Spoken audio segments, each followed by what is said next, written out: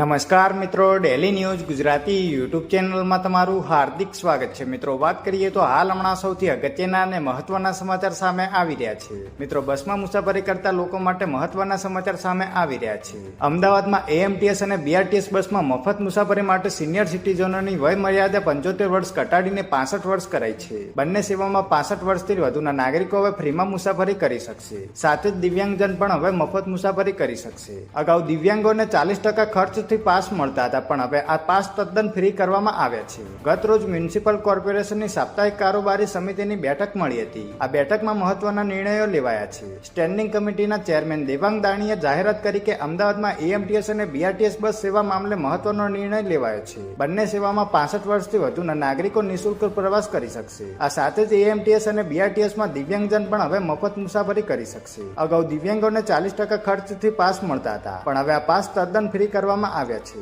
જોકે તમામ મુસાફરોએ દર વર્ષે પાસને રિન્યુ કરાવવાનો રહેશે. આ સિવાય એએમસીના જુદા જુદા વિભાગોમાં 2500 કર્મીઓની કરાર આધારિત ભરતી કરવામાં આવશે.